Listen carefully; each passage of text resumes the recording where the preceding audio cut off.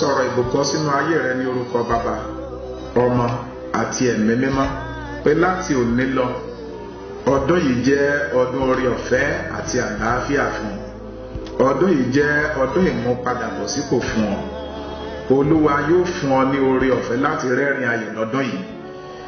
Ọjọ́ òní ni ọjọ́ ìṣẹ́gun rẹ, ọjọ́ òní ni ọjọ́ ayọ̀ rẹ, ọjọ́ òní ni ọjọ́ ìbùkún rẹ, òní ni ọjọ́ ìwòsàn rẹ àti ìdáǹdè rẹ, lónìí ni ọjọ́ ìgbàlà rẹ.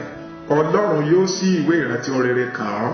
Láti òní lọ Olúwa yóò ṣe ohun tí ṣe tiẹ̀ ní àṣepé ní orúkọ ti Bàbá, ní ti Ọmọ àti ní ti Ẹ̀mí Mímọ́. Àmín. Mo kí yín káàbọ̀ sínú ìwàásù ti ọjọ́ òní. Olúwa yóò bá ìní wa pàdé. Èmi ni àlùfáà àti ọ̀mọ̀wé Bámidélé Ọlásùpọ̀ Oyègòkè, olùṣọ́ àgùntàn ìjọ Mushin Baptist Church, Lagos. Ọ̀rọ̀ Ọlọ́run tí a ó kà ó wà nínú ìwé Róòmù orí 5 ẹsẹ̀ 1. Róòmù orí 5 ẹsẹ̀ 1. Ǹjẹ́ bí a sì ti ń dá wa láre nípa ìgbàgbọ́, àwa ní àlàáfíà lọ́dọ̀ Ọlọ́run nípa Olúwa wa Jésù Kristi. Èyí ni ọ̀rọ̀ Ọlọ́run. Kí Olúwa kó bùkún ọ̀rọ̀ rẹ̀ fún ìgbàlà ọkàn wa. Àmín. Ẹ jẹ́ kí a gbàdúrà. Ọlọ́run ayérayé, ìjìnlẹ̀ ìfẹ́ atóbijù, ẹni ìyanu agbé ọ̀gá, gba ọpẹ́ wa. Ọlọ́run adẹ́dà ṣẹ̀dá, gba ìyìn wa. Ọlọ́run ti Ábúráhámù, ti Ísákì àti ti Jákọ́bù, ògo ni forúkọ rẹ̀. Bá wa sọ̀rọ̀ lónìí, kó sì bá ìní ayé wa pàdé. Àwọn rere tó ti pinnu láti ṣe nínú ayé wa, Olúwa jẹ́ kó fìdí múlẹ̀. Gbọ́ àdúrà wa ní orúkọ Jésù Kristi Olúwa wa. Àmín. Orí ọ̀rọ̀ tí à ń gbé yẹ̀wò lónìí ó ní àlàáfíà pẹ̀lú Ọlọ́run. Àlàáfíà pẹ̀lú Ọlọ́run. Gbogbo ènìyàn nínú ayé lónìí ló ń pòǹgbẹ fún àlàáfíà. Láì dé ìnàpẹnu, gbogbo wa la fẹ́ gbé nínú ayé tí ó kún fún àlàáfíà àti ìfọ̀kànbalẹ̀, níbi tí kò sí rúkèrúdò, níbi tí kò sí aáwọ̀, níbi tí kò sí ogun àti ìjà. A fẹ́ máa gbé ní àlàáfíà láàrin ara wa, nínú ilé wa, gẹ́gẹ́ bí ọkọ àti aya, gẹ́gẹ́ bí ọkọ àti ìyàwó, gẹ́gẹ́ bí bàbá àti àwọn ọmọ, gẹ́gẹ́ bí ìyá àti àwọn ọmọ. A fẹ́ máa gbé ní àlàáfíà pẹ̀lú ẹbí wa àti ọ̀rẹ́ wa. A fẹ́ ní àlàáfíà nínú ayé wa.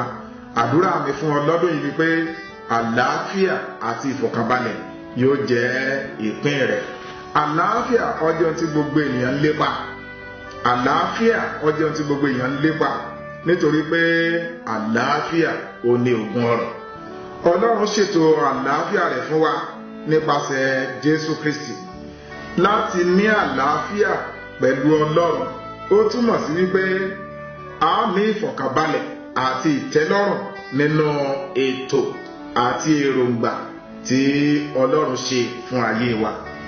Láti ní àlàáfíà pẹ̀lú Ọlọ́run ó túmọ̀ sí pé a ó ní ayọ̀, a ó ní inú dídùn àti gbígbé nínú ìrọ̀rùn gẹ́gẹ́ bí májẹ̀mú Ọlọ́run fún ayé wa.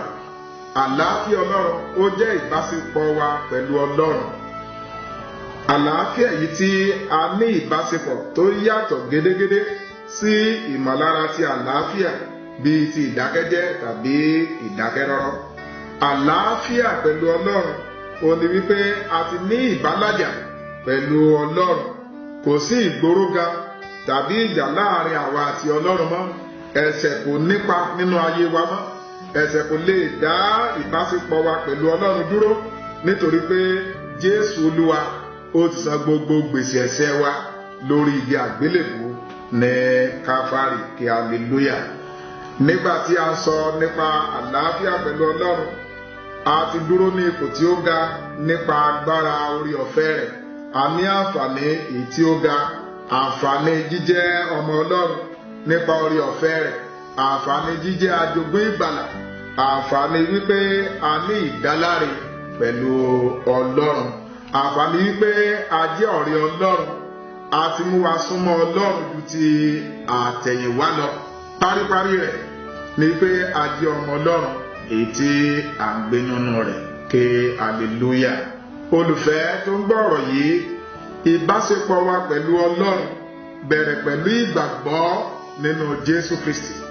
Ìgbàgbọ́ èyí tó ń rán wa létí pé a ti dárí ẹ̀ṣẹ̀ wa jìn wá, a ti ronúpìwàdà, a ti dá wa nídè kúrò nínú oko ẹrú ẹ̀ṣẹ̀ àti èṣù. A ní ìrètí nígbà tí a ní àlàáfíà pẹ̀lú Ọlọ́run, ìrètí nípa wípé ọjọ́ ọ̀la wa yóò dára. Fún ẹni tó ń gbọ́ ọ̀rọ̀ yìí lónìí, ọjọ́ ọ̀la rẹ yóò dára. Àlá rere tó ní fún ọjọ́ ọ̀la yóò wá sí ìmúṣẹ ní orúkọ Jésù. Ìfẹ́ Ọlọ́run sí wa ó jẹ́ èyí tí ó kún ọkàn wa, tí ó sì rán wa létí wípé a ní láti fi ìfẹ́ yìí hàn sí àwọn ẹlòmíràn kí àwọn náà lè gba Jésù ní Olúwa àti olùgbàlà wọn. Lónìí, ará olùfẹ́, báwo la sì lè ní àlàáfíà nínú ọdún tuntun èyí tí a wà nínú rẹ̀ yìí? Táwọn ní àlàáfíà láti inú ọkàn wa wá gẹ́gẹ́ bí ọmọlẹ́yìn Jésù Kristi.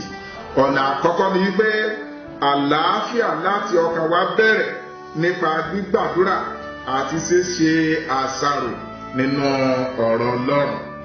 Àlàáfíà yìí ó wà nípa ẹ̀mí mímọ́ Ọlọ́run èyí tó ń gbé nínú wa. Àlàáfíà tó ń fún wa ní ìdánilójú pé gbogbo ibikíbi tí a bá wà tàbí a bá bá ara wa, agbára ìwàláàyè Ọlọ́run ó wà pẹ̀lú wa. Jésù wípé àlàáfíà ni mo fi sílẹ̀ fún yín, kìí ṣe bí ayé ti fi fún ni. Ó wà nínú ìwé Jòhánù orí 14 ẹsẹ̀ 17. Nínú ìwé Jòhánù orí 16 ẹsẹ̀ 17, ó sọ wípé nínú mi ni ẹ̀yin ó ti ní àlàáfíà, ẹ tújúká, mo ti ṣẹ́gun ayé fún yín. Nínú ìwé Fílípì orí 4 láti ẹsẹ̀ 6 títí dé ẹsẹ̀ 7, Fílípì orí 4 ẹsẹ̀ 6 dé ẹsẹ̀ 7, ó ní ẹ má sì ṣe àníyàn kó, ṣùgbọ́n nínú ohun gbogbo nípa àdúrà, ẹ̀bẹ̀ pẹ̀lú ìdúpẹ́, ẹ máa fi ìbéèrè yín hàn fún Ọlọ́run. Ẹsẹ̀ 7, ó ní àti àlàáfíà Ọlọ́run tó ju ìmọ̀ràn gbogbo lọ yóò sọ ọkàn àti èrò yín nínú Kristi Jésù. Ìwé wòlíì Àìsáyà orí 29 ẹsẹ̀ 3, ó wípé Olúwa yóò pa ọ́ mọ́ ní àlàáfíà pípé ọkàn ẹni tí ó sinmi lé. Láti òní lọ, kí Ọlọ́run ìrètí kó fi ayọ̀ kún ọkàn yín, kí Ọlọ́run àlàáfíà kó fi ayọ̀ kún ọkàn yín.